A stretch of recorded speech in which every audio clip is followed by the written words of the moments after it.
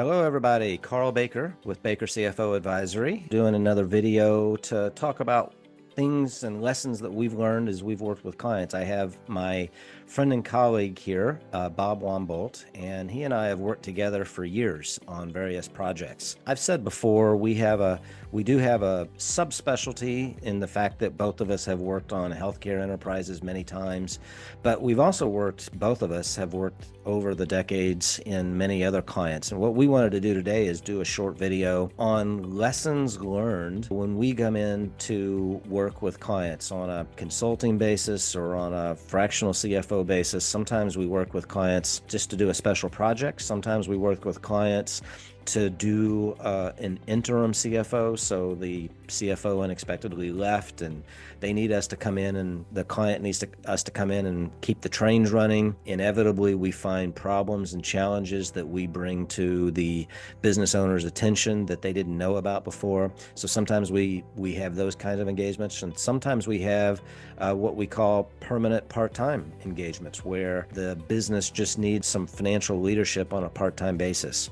In all those cases, we tend to have a few lessons that we learned. And the first one that I'm going to talk about, and I'll turn it over to Bob also and let him give an example. Would you agree, Bob, that one of the things that we learn, just a common theme when we come in and work, is there tends to not be a good monthly close process. And so the financial reporting and the data is not as predictable. Yeah, I do think that is a common trait, especially, I mean, I've seen the close procedure rather than, like you said, have a set policy procedure being, okay, well, in July, the board doesn't meet, so therefore we don't have to have the payables closed by this time, or we're going to wait, we're going to allow more time for so-and-so to do accruals, and we're going to do this and that. And then the next month, board does meet, or somebody's on vacation the next month, so it's kind of not a cut and dry like your mortgage. Your mortgage is due on the 12th of the month every month, regardless of what's going on. So that does happen quite often, where it's not a set in stone policy of the whole close process. Yeah. As a business grows and more people need to rely on that data, we just think it's important to have a predictable, memorialized close process to give the data that the leaders of the business need to know how to functionally run the business. So I just think that's a good thing to put into place.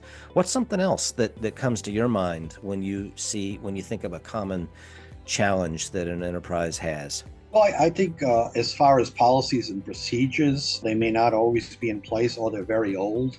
And you may look at a policy and it's referring to people or systems that are not even there anymore. Or I've seen some pointing to GL numbers that don't exist.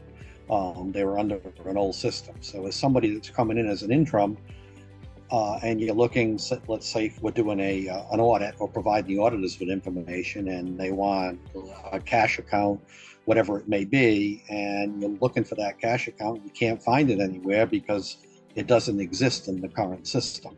And then you find out by talking to people, I'll have to give you the conversion chart. So this account used to be that, now it's this.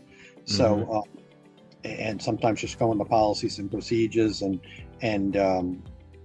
they haven't been updated in so long that you can't really use them because most people aren't even following them to begin with. I also see a third thing that comes to my mind is proper and effective cash flow management. We talk about that a lot, just really forecasting cash flows and planning for future transactions, and having that proper cash flow in place. Cash flow forecasting in place is important. Yeah, I've seen it both ways. I've seen it where people really manage the cash flow and are looking at it closely to see, how much cash is due in each week, and what bills will be paid that week. And I've seen other organizations where they just keep a large amount of money in their operating account and don't worry about it so much. It's just, we'll pay the bills when they're due, and we'll do this, weekly we do this, and we pay this vendor, and etc., and not look at the cash flow as much. But, you wouldn't notice if you're not watching it. It's like anything else.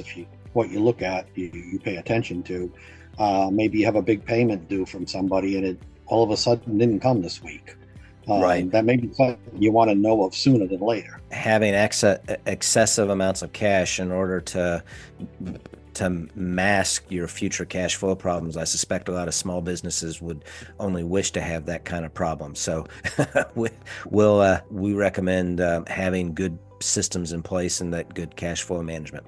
Last thing I'd say is budgeting, and we'll let that be a final topic. As a business is growing, kind of related to cash flow, is just having a good budget in place to understand and to put a plan in place so that you have some basis for understanding what your goals and objectives are and how you're doing throughout the year. Yeah, and like you said, the idea of a budget is you're making it to be as true as possible, or what you're targeting for a particular area, whether it's software, electricity, whatever it may be.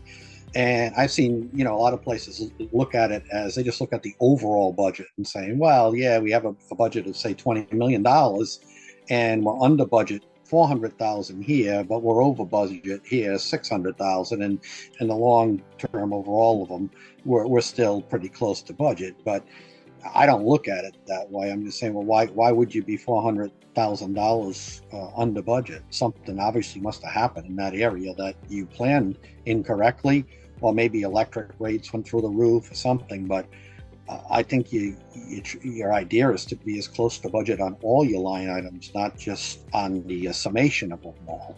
And Right. sometimes you can't help that. I mean, there's certain things like if you have a problem with turnover, let's say personnel, and you're going to have more temporary or contract help, and that might be offset due to the actual budget that you had for salaried or permanent personnel. You can see sometimes those will net against each other and be in line. But on other items, for the most part, you want to try to keep your budget as close to real as possible on all your line items, so that you're getting good at projecting what each year is going to be.